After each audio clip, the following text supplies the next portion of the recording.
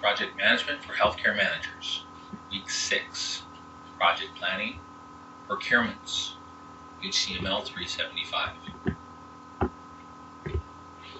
One of the big questions for projects is, the project team and the resources that are available through the business do all the work, or will they have to get someone else to do it? There are many reasons why an organization would get someone else to do their work. Maybe they don't have the right technology, or maybe they don't have the resources, or maybe it just costs less for someone else to do the same work. That type of decision making happens as part of the leader's role to decide whether you're going to make it through the available resources and go out and buy it. Procurement management produces the rigor and standards around how to manage that process, from making that decision to managing vendor relationships. Procurements in healthcare typically involves the finance and legal departments. The finance department is there to identify the capital, identify how a vendor would get paid, and if the decision is made to go out and buy. The legal department will be critical in making sure there's good contract negotiation. This section includes that contract management. The procurement management process is to plan procurements, conduct procurements, control procurements, and close procurements. Plan and conduct has really to do with how to figure out what you're going to buy and who you're going to get as a vendor, and then how to narrow that down. Also in conduct is the contract, managing the steps to put the contract together. During the control phase is the contract execution, so that you're really looking at the management of the performance of the contract during the control phase.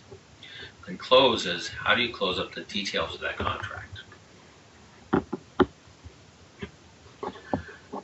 To make the initial decision to make or buy should also be part of the financial department, because it's really important to understand what is the cost versus the benefit. Doing some sort of return on investment or cost-benefit analysis is really a key way to identify, is a change worth it? Do we go out and buy it, or do we do it ourselves? And to be able to weigh the costs and benefits between each part. Another way of approaching this decision is value analysis, looking at what kind of value is attributed to that specific product or function, and then to be able to make that analysis from there. Or simply going out to see what everyone else did, doing that market research to determine if make or buy is really a sound decision.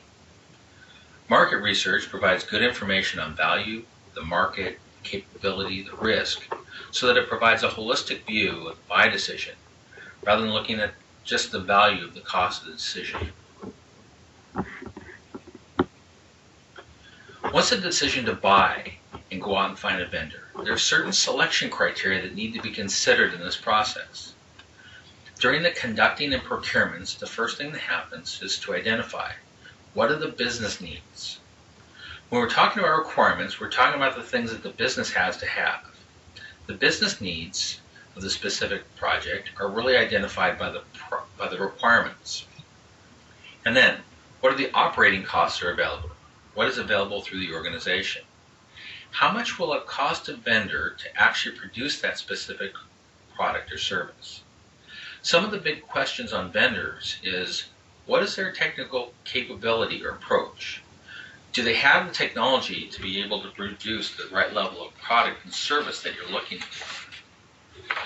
Do they have the right management approach and the management staff to be able to do this? Do they have financial capacity? Are they sound enough monetarily to be able to support the type of capability that you're looking for, the output? Do they have the intellectual property or proprietary capability to do what you're looking for? The risk and warranty really have to do with how much risk you're willing to take on, and how much warranty your vendor is willing to support to verify the outcomes that you're looking for, to reduce the amount of uncertainty in the project. And then to do the past performance and references. Look and see to what your vendors have done in the past, and how you've actually been treated before, and how they've treated some of their customers. Vendor references are really valuable to determine the strength and support a vendor can give for the production of a product or service. Once the vendor criteria have been weighed, there are different ways of conducting the procurements, of finding the vendors, and getting them to go through the selection process. One of the ways to manage the selection process is through a bidder conference. You invite people to bid on it, and then the selection criteria is analyzed as part of the bidder conference. Proposal evaluation is having companies turn in proposal or request for a proposal to be able to identify what value are they able to give, and then to look at the additional selection criteria, to be able to look at their operating costs, their risk and warranties, and what is their capability. Rather than inviting proposals and bidders, another approach is to go out and get independent estimates on specific vendors, or to get an independent estimator to look at the capabilities of a vendor to meet the needs. Simple advertising might bring in a lot of different vendors, and then the selection criteria would be more important, to follow those guides and to be able to get good vendors. Or you can use an analytical technique to be able to use the selection criteria to be able to score or systematically weigh the vendors against each other. Once the vendor is chosen, what are procurement negotiations? How do you get exactly what you want? Which takes us to contract management.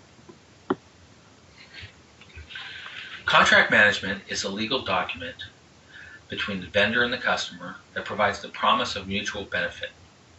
When a contract is negotiated, one of the things that happens is the requirements are written out and agreed to by both parties. When going through and delivering future benefit, you're going to be really clear about the requirements and deliverables, which is really helpful for project managers to be able to identify what exactly needs to happen.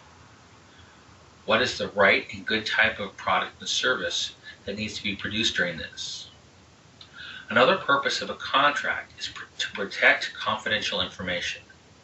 Some software vendors have proprietary source code that can be sold, and confidential clauses are to prevent a customer from looking at and selling the source code. In healthcare, patient information needs to be protected as well, and that can be addressed in a contract. To provide confidentiality when a vendor has to work with protected patient information. To document a business relationship, what are the rules of the road? How does the vendor do business with a customer? These might be things like how travel gets set up, to be able to document the business relationships, and then to be able to outline in writing the various terms and conditions. What are the schedule, scope, and deliverables? This supports the project manager and his project sponsor to be clear and define what both parties need to do. There are different types of contracts, and depending on the type of contract, it will identify who retains the risk. If it is cost reimbursable or time and materials, which are types of contracts that vendors will use manpower and resources to get the job done, and then send a bill to the customer for the costs they incurred. This presents a risk to the customer, because if anything goes wrong, they're the ones that have to pay for it. In a fixed price contract, the price is set within a contract, and the risk is retained by the vendor, not the customer. So if something happens and it takes longer than needed or at higher cost, these costs are paid for by the vendor and not transferred to the customer. One of the types of contracts you typically see in healthcare is the master service agreement. This is an agreement that gets set up for business so that you don't have to redo the contract over and over again. The master service agreement that is set up between a vendor and a healthcare organization defines the rules of the road, or terms and conditions. And individual purchase orders or statement of work are set up for individual items. The master service agreement also creates a relationship with a vendor, so that there's less of a need to go out and look for different vendors because you already have a master service agreement with someone. And if you're satisfied with their work, you keep going back to them. The statement of work is a type of contract that looks at professional services, delivering a service so that the statement of work defines what does the service look like, what are the constraints, what are the deliverables during that statement of work. A purchase order, or bill of materials, is about those items that will be purchased. A purchase order may also be considered a bill of materials. During contract negotiations in healthcare, contracts are typically handled by legal and executive leadership to negotiate contracts. Rarely does the project manager or healthcare manager get involved in negotiations. It's typically the legal department that does this. In healthcare, vendor contract or boilerplate isn't something that's expected a lot of the time. Typically what will happen is that if a vendor contract is turned in, it will be modified by the legal department with the certain characteristics of that organization that need to be added to that contract. And typically healthcare will rely on vendors with MSA. They'll go to vendors that already have a master service agreements available first, so they don't have to go through the time of renegotiating a contract. In a large organization such as Providence Health and Systems, the average time to negotiate a contract is 20 weeks. Once that contract has been negotiated, with the role of the project manager is to manage the contract performance. The way to start this management is to review the contract requirements and the contract deliverables. What does the vendor have to deliver on? And what are the dates they have to do this on? And how do you test your requirements? Once you have a set of delivery dates and the milestones, you've identified what requirements and deliverables get delivered to a customer on a certain day, you make a project schedule to track performance. Time management, there's a lot of effort in creating a work breakdown structure and assigning time estimates and resources.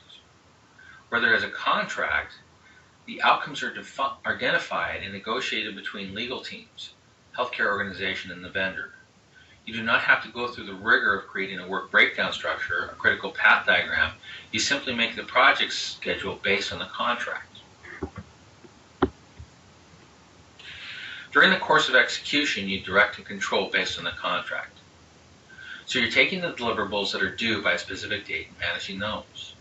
A nice thing for project managers is that typically in contracts there are penalties for late deliveries.